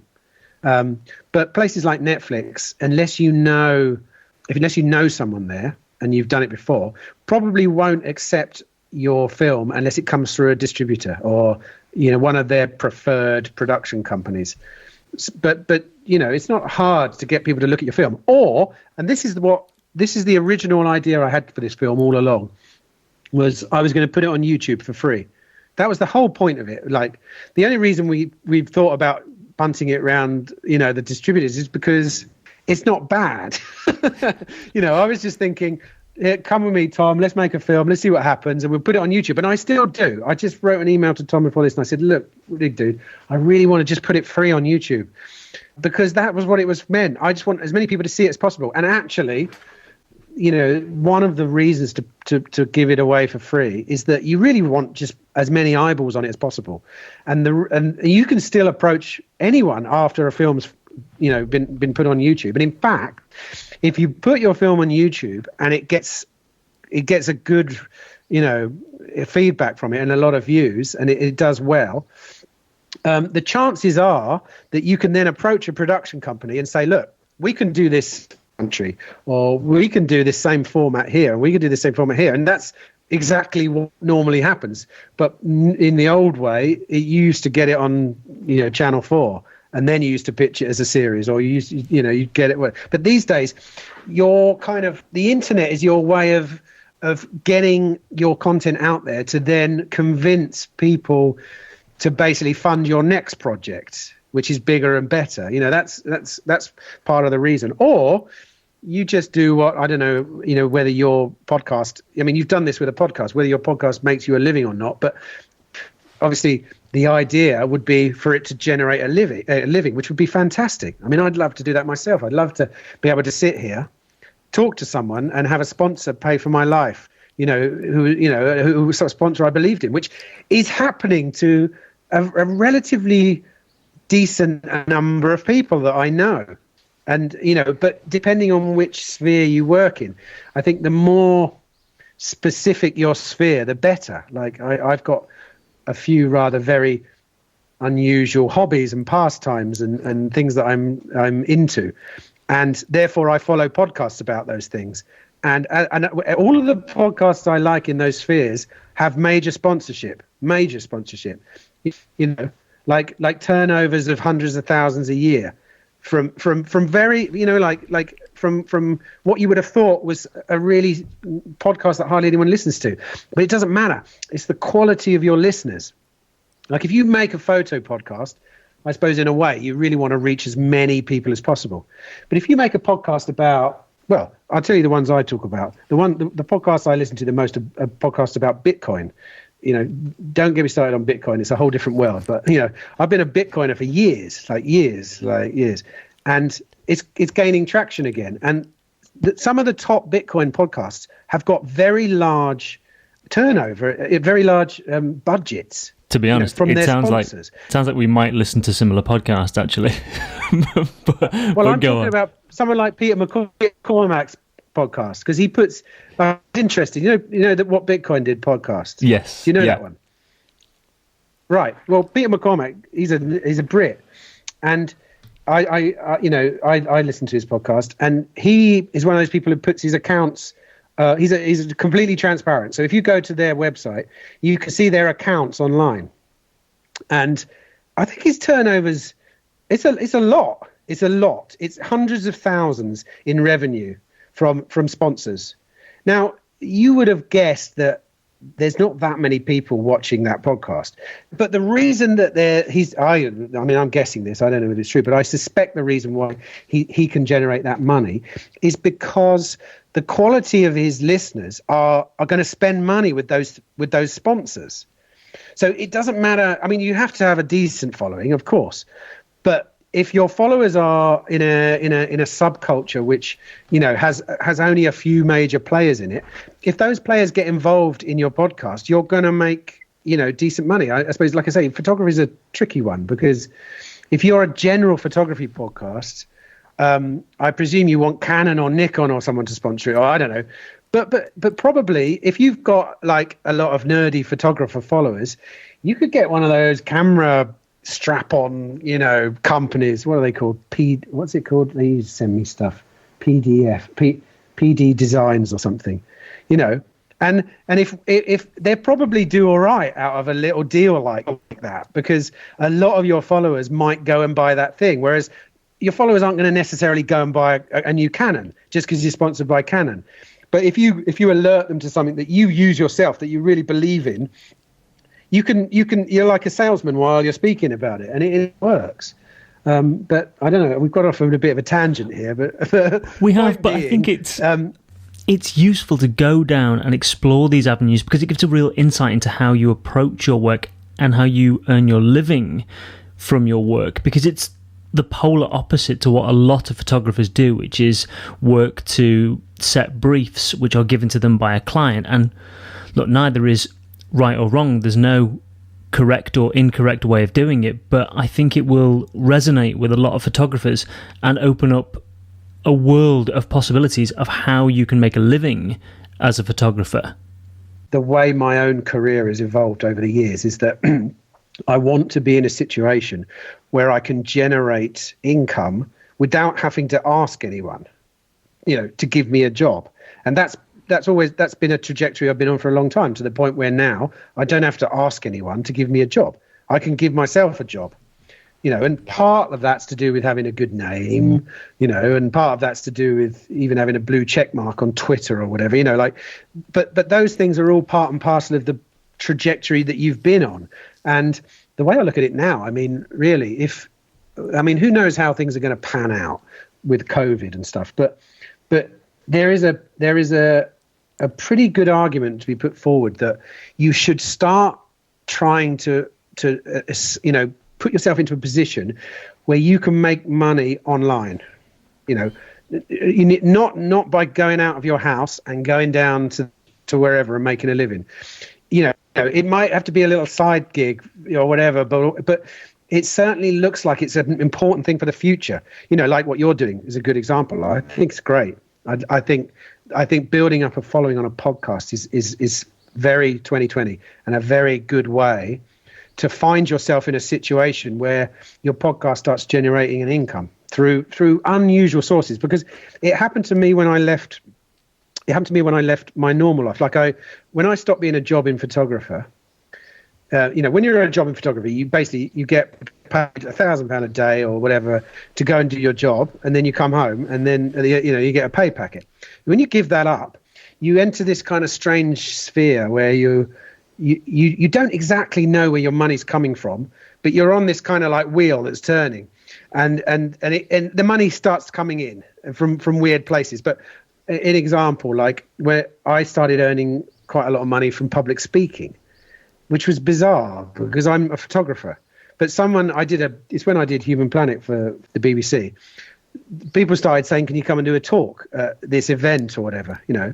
And initially it was like you do them for free. But then by the end of it, yeah, I was going to America and getting 20 grand for a job, 20 grand for a 1 hour talk at some like corporate event about photography, to talking about being an adventurer or whatever, you know, and you know, I never expected it to happen, but I just went with it.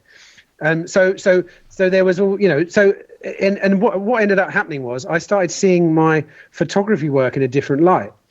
I stopped working, like in the past I'd say, right, I'm going to shoot this job and I'm going to get paid for it. And that changed to the point where I thought, right, I'm going to self-fund this photography shoot. So I'm going to pay for myself to go to Mongolia or whatever, shoot this story, and then things that come from it will be the things that pay me. For example, number one, someone asks me to do a talk and I've got content to talk about. So it's indirectly paying for that. Number two, I run an expedition to that area that someone found out because they saw that story. And in fact, what I ended up doing in many situations was, if I wanted to run a successful expedition, the first thing I would do would go and shoot it myself, and then I would give it to the BBC. They'd run it as a slide, and then within a week, all the places have been sold out. So you have to kind of work around this kind of the relationship you have with where your income's coming from, So you're not just working for someone, you're working for yourself. And what you're doing is like a snowball falling down a mountain. It's generating more snow around you, and it's the same with a podcast. You start a podcast, you do it for free, you sit in your bedroom or whatever, and you put it out there. If you end up with some well-watched podcasts, you start having a bit more leverage to then talk to sponsors, or saying, look, I've got, 20,000 downloads a week. That's not bad. If you're getting 20,000 downloads a week, it doesn't sound like much. But if the quality of those downloaders is very into photography, then they're valuable, Whereas, 1 million downloads is probably what you want. Or, Joe Rogan's got the biggest podcast, hasn't he? I mean, it's astonishing what he gets. We're talking billions, aren't we? With a B. Yeah, I'm not sure about... I'm not sure about Joe Rogan, but I read a stat that Tim Ferriss has 500 plus million downloads currently. Right. Well, that's incredible. Which is phenomenal. That's more than any media company could dream of. And this guy's a dude. It's Tim Ferriss. Yeah. And he is a media company now. So yeah. But like what you were saying earlier, he records his podcast with two $80 Sennheiser mics and an H6 Zoom. That's it. Look, I mean, obviously, he probably has a team working with him now, but ultimately the elements involved in making that podcast, which 500 plus million people listen to, is less than 350 quid. Which speaks to what I was saying earlier about the revolution that's happening now, I believe, is not visual. It's not about photography or films. There's no revolution happening there. The revolution is in ideas. And the revolution that's happening now is transferring those ideas, and the best way to do it appears to be speech. This is a revolution, I believe, on the scale of the printing press, because the printing press, allowed the written word to be read, in more places than ever before. The podcasts, YouTube, this is allowing the spoken word to be listened to more than anywhere else. And this is the first time in history that the spoken word is outpacing the written word, which I'm sure it is. It certainly is in my life, because I can be, when I mow the garden, which takes like an hour and 3/4 here because we've got a massive lawn. When I mow the garden, I listen to a podcast. I don't read a book when I'm sitting on my mower, Yeah, I listen to a podcast. Likewise. And that's the advantage of podcasts. It's like reading books that you can do any time you want. When you're not focusing on something too deeply, you can just listen to stuff. And I've learned more in this sphere of ideas in the last 5 years than I probably learned in my whole life by listening to podcasts. And I think a lot of people share this sentiment. Therefore, that's where the attention is. Currently, the attention's on podcasts. So if you want to be in that arena, it's probably a good idea for it to at least be a part of your income stream. Just like speaking engagements became a part of my income stream when I was a photographer. And I'm thinking, what am I doing up on stage? I'm a photographer. But it's like, well, some dude's paying me to be here, so why not? And then you start honing your skill, and you realize you've got to be a bit of a kind of, it's like being a stand-up comedian. You have to really entertain people on stage, and the better you do it, the more people ask you back or get you to do it somewhere else.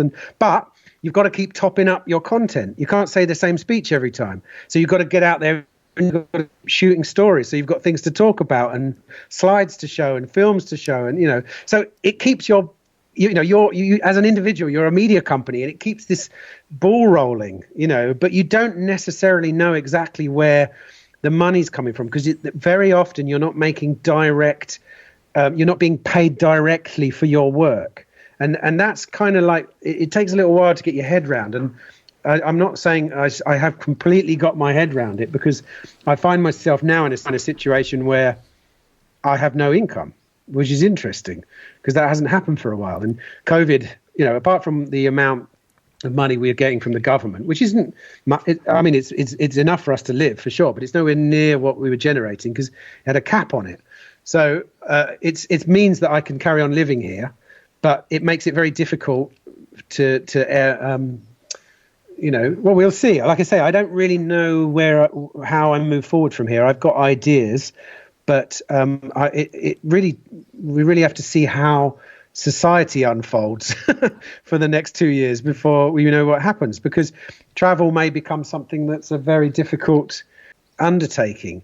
You don't know whether this thing's going to keep popping up every now and then, or how authoritarian governments are going to get in their, in their locking down and all this kind of stuff. And if that happens, like I say, I'm not a protester really. I don't get out there and protest against those things. I just go and do something else and do it somewhere else.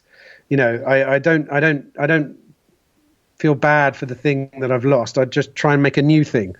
So I'll make a new thing. I don't know what it'll be yet, but I will do that. It's interesting you said about not being or not knowing where your income is going to come from, because there's kind of two avenues there's multiple avenues you can go down as a photographer, but there's the long work or the hard work, which is what I heard it described as the other day. And the long work is where you can work 10 hours a day or 11 hours a day, and ultimately the outcome is the same, because the 11th hour doesn't add anything extra, because what you're doing is delivering that work to a client who wants something from you. That's the long work, versus the hard work, which is what you're talking about, which is going out and creating a product and an asset and something that the revenue stream may be unknown, but it could be and potentially will be significantly higher than the person doing the long work. And I guess it's finding which one sits more comfortably with you as a photographer, as in which avenue you go down. As a human being, not necessarily as a photographer, but as a human being, I would advise the best way to earn a living is to have someone earn it for you. 100%.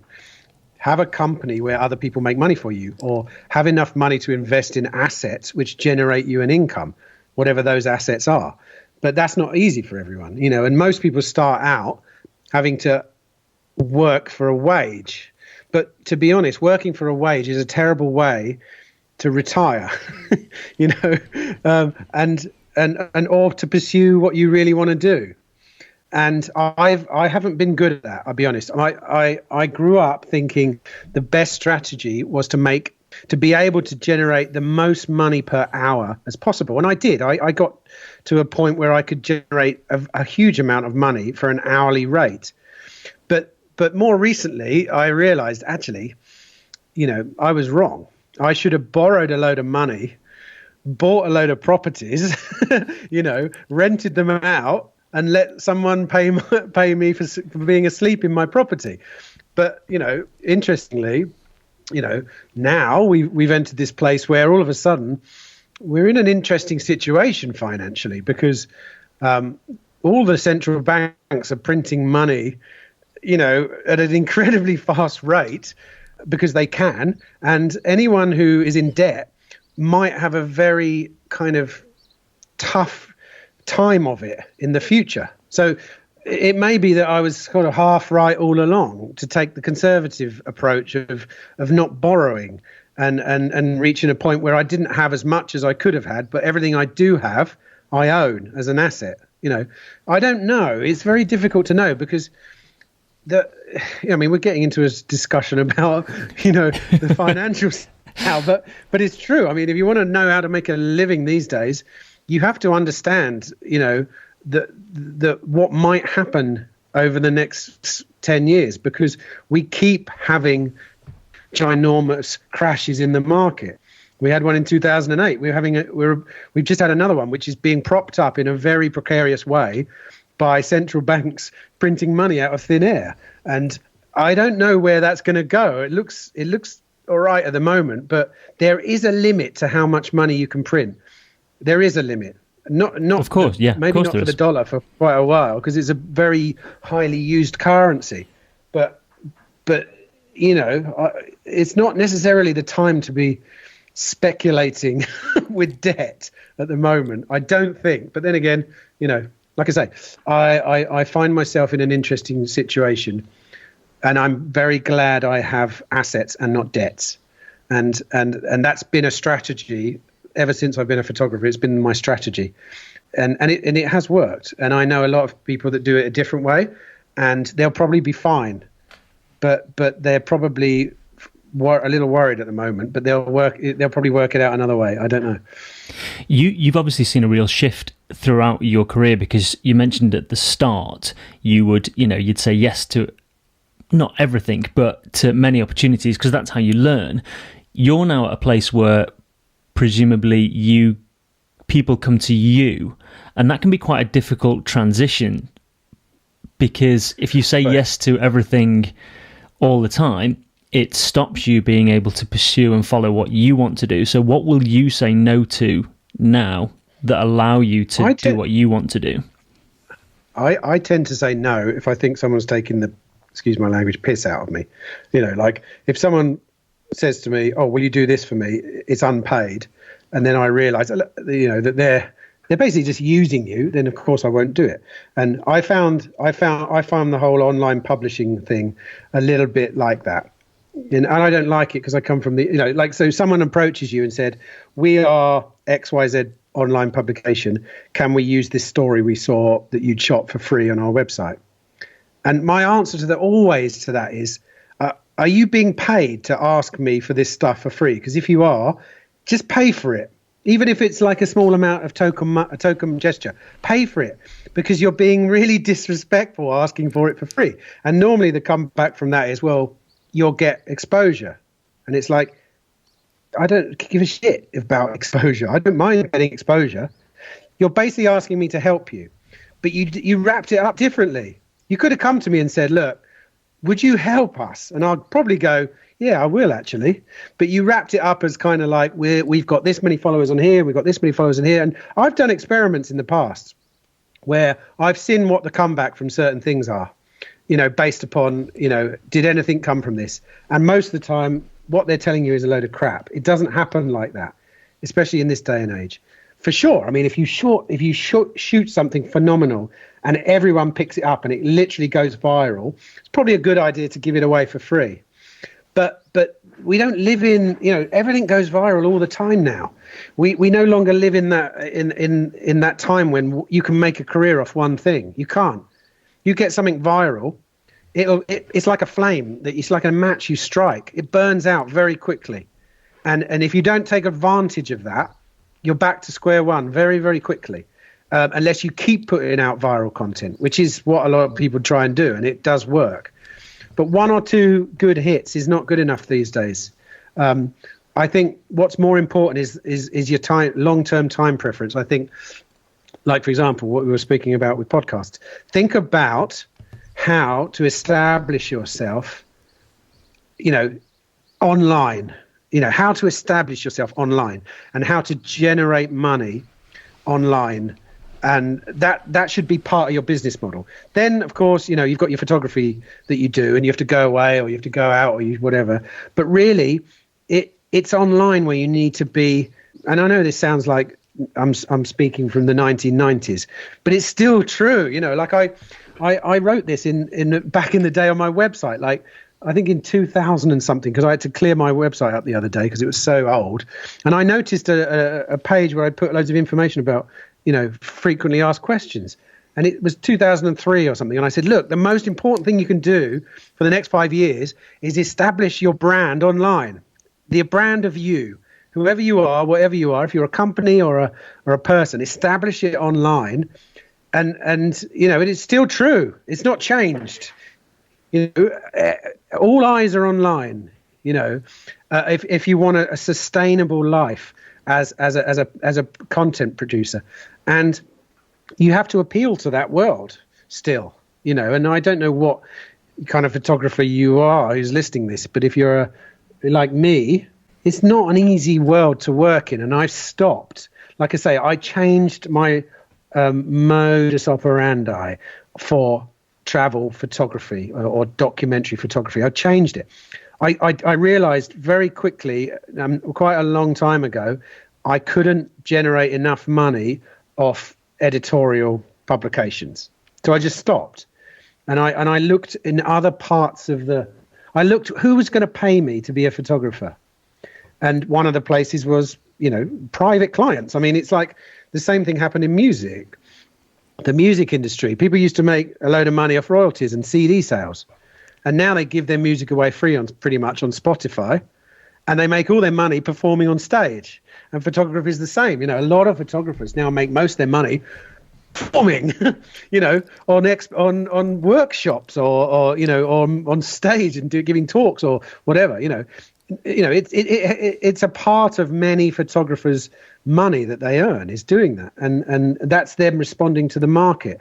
And the market changed because of technology. And the market's changing again, weirdly, and I see the market in spoken content absolutely, just bursting at the seams. And really I should be involved in that. But I don't know. It doesn't grab me. I love listening to podcasts. And sometimes I think I would love to have a podcast. But it takes, as you can probably tell me, you have to I'm not good at putting content out every single week unless I'm working for someone else. If I'm working for myself, I end up just taking 6 weeks off, and then that's not the way to treat your listeners, though. I'm pretty sure. Correct me if I'm wrong. Yeah, and I think a podcast it's a lot more work than people think it is, because if you listen to a good podcast, the easier and more effortless it sounds. It's a bit like photography, it's a bit like film. The easier it is on the eye, the more work has gone into it. So, yeah, in fact, funny enough, one of the things I wanted to journey back on, which we've gone off on a complete tangent, but I'm totally fine with that, because I think this has been my favourite conversation that I've had so far with someone on the show. It was, you mentioned when you go on a trip that you don't particularly take a huge amount of equipment. You can't, because a lot of the time, like you mentioned, you're hiking for 3 weeks. You've got to keep it lean.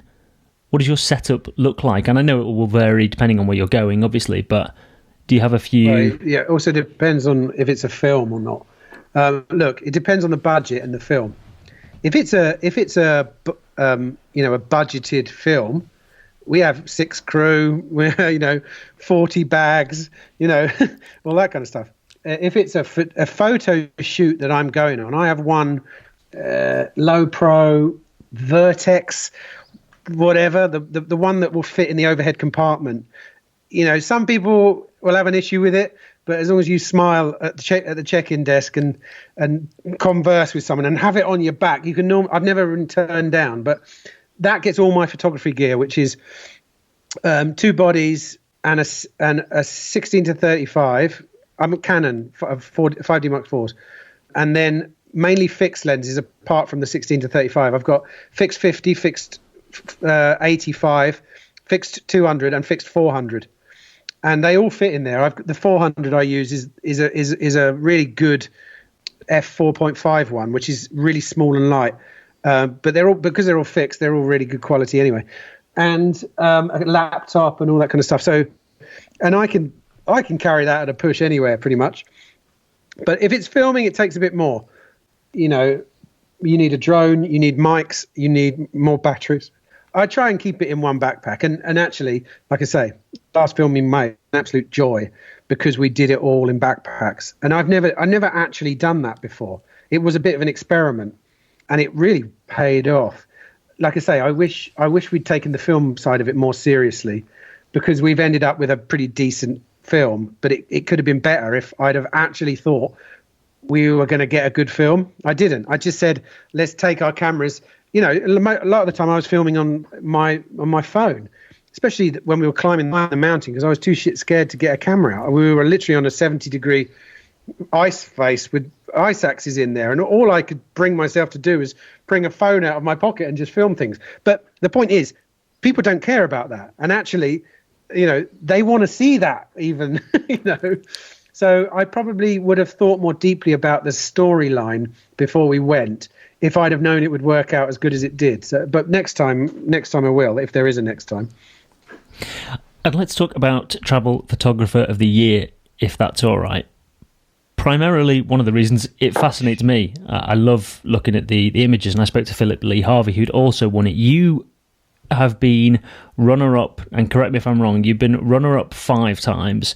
You've been a category winner 6 times, and you won it in 2013. You're now also, as of last year, a judge for Travel Photographer of the Year.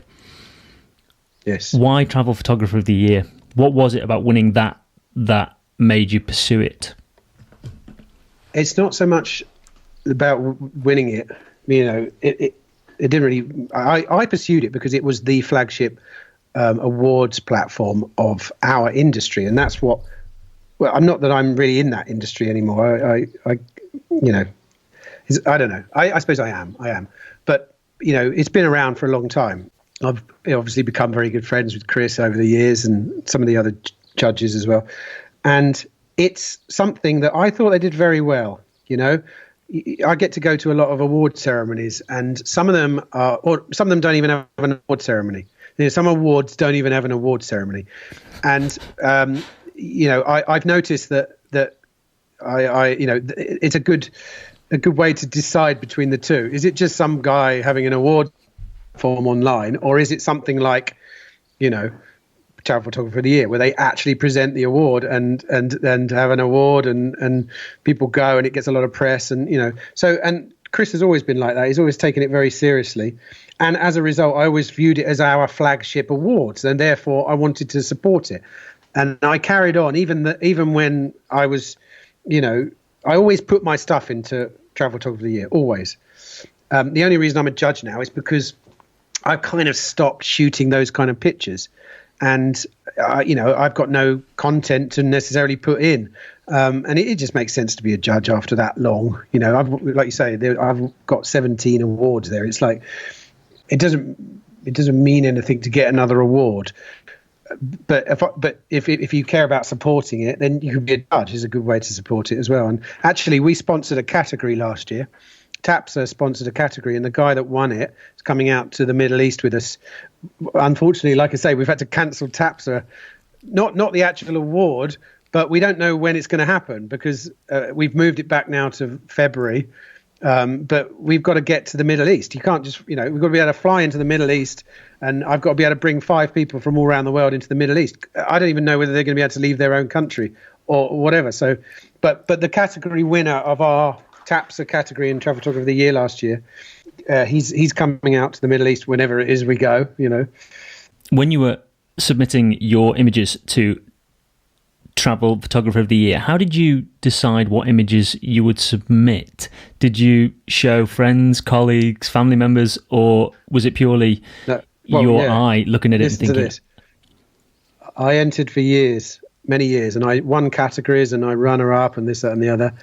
And then the year I got my wife to choose the pictures, I won it. So, you know, make yourself whatever you want of that. But the reason I think was I'm not, I don't know.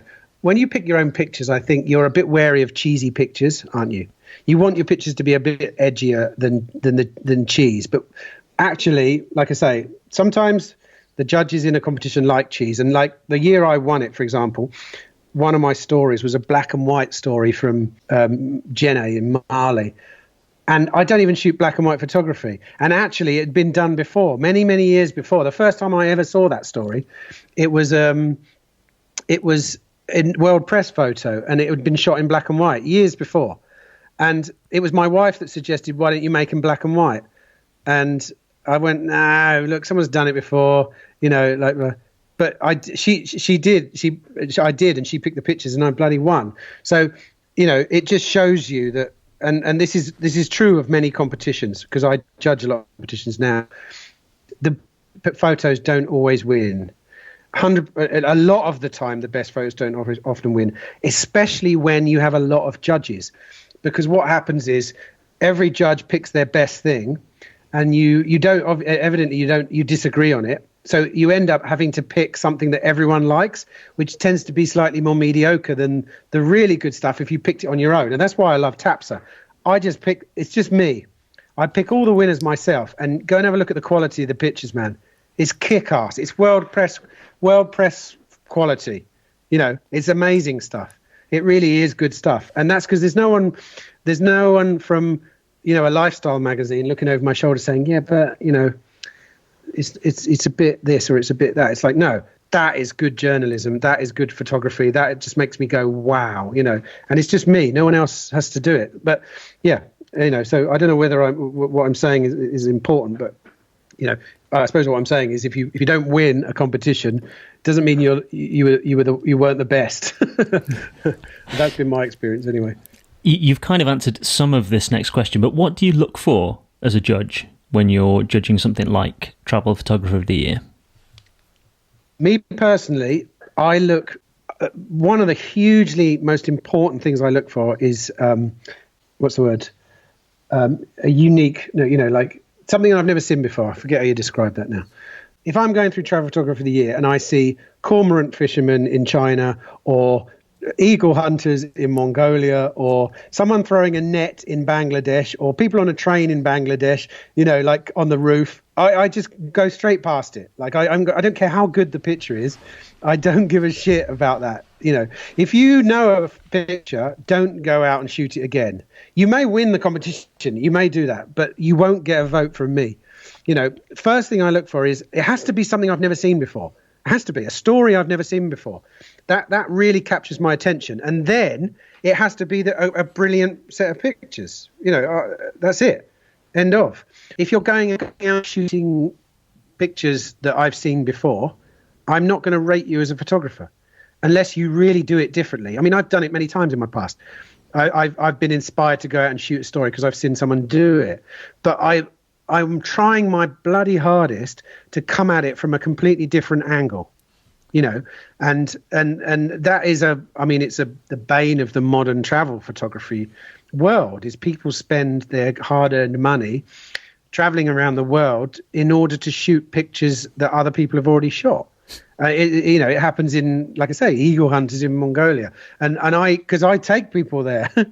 I mean, I go there and they all want to shoot a picture like I've shot and they just take it home. I don't know. It's fine. I don't care if they do that. But if you're entering a competition, I'm going to look at that and I go, yeah, I know that you've just copied someone else's picture there. Don't do that. And I see a lot of pictures, so I know most of the ones. So I want to be this is how I judge TAPSA. I'm looking for people from places that I know nothing about shooting great pictures. They don't have to be from there. If they travel there, I mean, inevitably, a lot of what happens now is I get submissions from strange parts of the world shot by local photographers, and I love that. But that doesn't mean you can't go and hunt that down yourself as a foreigner. It's just that they've got much better access than you, so they're probably going to beat you on that. Or you try and look at home. You know, if you're a Brit or an American, you look for your stories in your own backyard. You know, but make me go, wow, nice. I mean, you know, like here's an interesting story from my own portfolio. My most shared picture online ever in the history of all my pictures, according to, you know, Facebook metrics and stuff like that, is a picture I shot of an old lady in a mud hut about an hour from where I live here in Wales. And, you know, it's insane. You know, 25 years of traveling, and that was my most shared picture. So, you know, even here you can do that. You know, it's a great story. It's still on the front page of my website because I've just never updated my website since I shot it, because I don't, like I say, I don't really do websites anymore. But she's a really interesting old lady who built her own mud hut in a bit of woodland over in West Wales, and lives there. And we found out about her. I said, can I go and shoot your story? We put it out there on the wires, and I put it on Facebook, and it got, you know, what was it?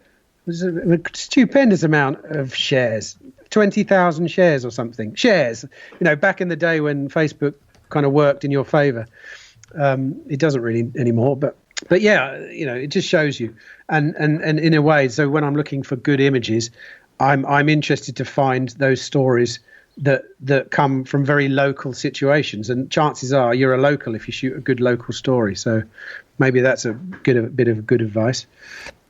I was just trying to have a look online to see if I could find the photograph so I could look at it while we were talking. What did you say it was? Try front page of humanplanet.com. Literally. It's that top picture on the blog post. It's the lady playing a harp inside her house. Oh wow, I found it. So that's in mid Wales. Yeah. And Wow. and it was shot and this is another interesting thing about that picture. I shot it on a fisheye lens. I mean, if ever there was I often tell people this when they come on my workshops, because one of the most common questions is, what lenses do I need, or what shall I bring? I say, we're going to shoot a portrait. What shall I bring? It's like, bring everything, literally. And I've got a fisheye lens in my in my bag, a fixed 2.8, and I hardly ever use it, but it's there because it distorts the image so much. But funnily enough, in a round building, it kind of like you lose the distortion because the edges of the picture are round. And I could never have shot that picture unless I had that cheeky little fisheye in my bag, So and that's not only the moral of the story being, don't limit yourself. You never know what you're gonna need. And that picture, last picture of the day, I spent all day with her in the outside, shooting her, living her life. You can see the other pictures as you scroll down the blog post. But the killer picture came after we sat around the fire, after the sun was just going down, because you can see it's nearly dark outside. And I don't care now about those other pictures. You can look through the whole story. It doesn't matter. That picture was seen by over 1 million pairs of eyes, online, which is more, and none of the others were. And that's the moral of the story for me. It's like, the world we live in is a world where people love a single image, and you have a decision to make in your career. Do you pander to them, or do you carry on shooting long form visuals and them not being seen by as many people? It's up to you. One of the constant themes when I've been speaking to photographers is that if they see something, so for you, for example, if you saw this lady and you took it upon yourself to say, look, can I come and photograph you? Whereas other people might have just gone, they might have looked at it and gone, oh wow, there's a lady lives, 20 miles away in a mud hut. Isn't that strange? Whereas you took it upon yourself to say, can I come and photograph you? And that photograph wouldn't exist, and this story wouldn't exist without you taking that action. And I think it's fascinating the more I speak with you, because something very similar happened, and we didn't really touch on it, but it's how you ended up working on Human Planet in the first place. Someone phoned you for advice, and you, if I'm not mistaken, just said, look, do you have a photographer for this? Yes, it's exactly like that. And in fact, it's even deeper than that. The reason they called me was because I quit my job at the Independent and went traveling. And the only reason they knew about me was because I was creating, this is before vlogs and blogs and everything, I was creating a rudimentary page on my website, which I was updating with pictures that I was shooting. And it wasn't even intended for mass consumption. I was uploading this page with simple GIFs, with simple small pictures of what I was doing. And I was sending a newsletter to my friends on email and saying, look, this is what I've been up to. And then, of course, Google was indexing it. And then when the production team were researching Human Planet, they came across my pictures from Meghalaya, which is we ended up filming as part of Human Planet there. And they called me. Yeah. And exactly. I pitched to them there and then on the phone. Well, I didn't really pitch. I just said, look, have you got a photographer? And they're like, no. And I said, and the penny dropped at the moment. I said, well, who can I talk to about that? So I got the name of the exec producer and I emailed her and I said, look, can I come in? I want to offer you something here, And she said, yeah, cool. And I said, long story short, I said, look, give me the budget, the photography budget, because there is a photography budget on those things, but they just spend it on stock photography because they need to populate a book to go with the series and photos to advertise the thing. So they had an amount of money, and I said, give me that amount of money, and I'll work for free as long as I maintain copyright on the picture, so I kind of get a back end payment from it. So, I get to continually earn money in the future. And a lot of my friends even said to me at the time, what the hell are you doing working for 2 years for free? And I said, I just want to do it. Like what? Who would turn this opportunity down to go and travel to 40 countries over 2 years? And I had a budget that pretty much just covered my travel. So I paid for everything. And at the end of the 2 years, I hadn't lost any money, but I hadn't made any money. But it didn't matter because I was on the road the whole time.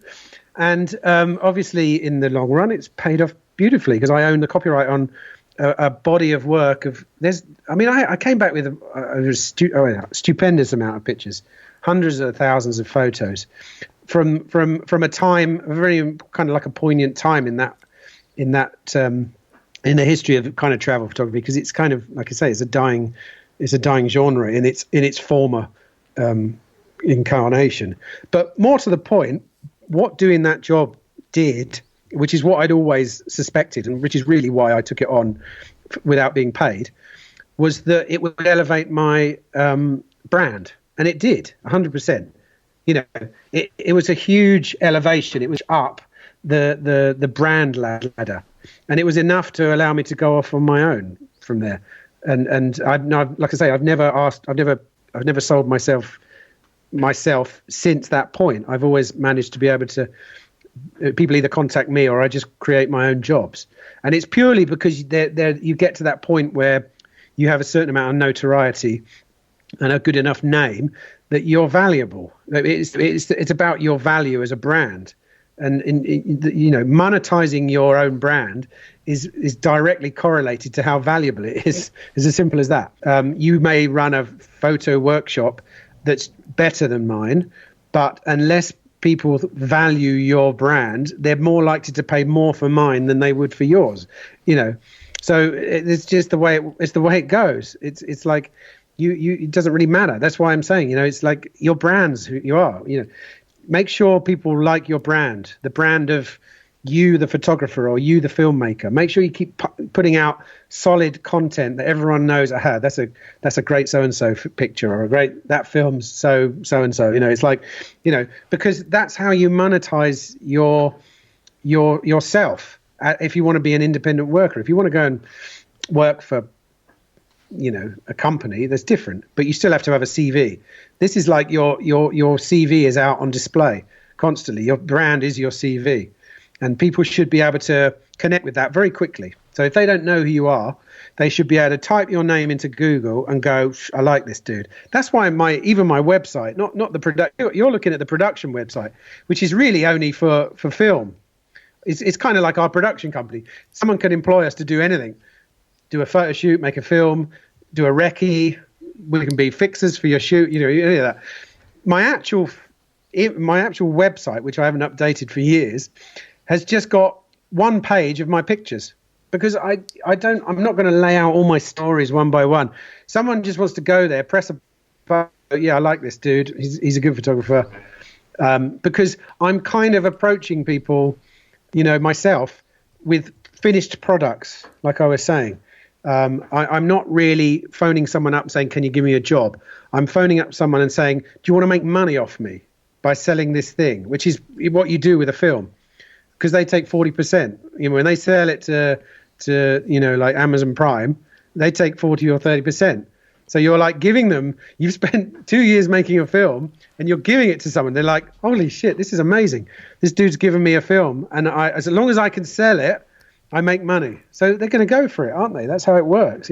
I think a lot of people think that it's the same with agents. I have an agent who would get me, photography work. But I think people think once you get an agent, suddenly you're going to get loads of work. And it's not true. An agent, more often than not, is the person that negotiates your fee. But more often than not, it's you getting yourself the work.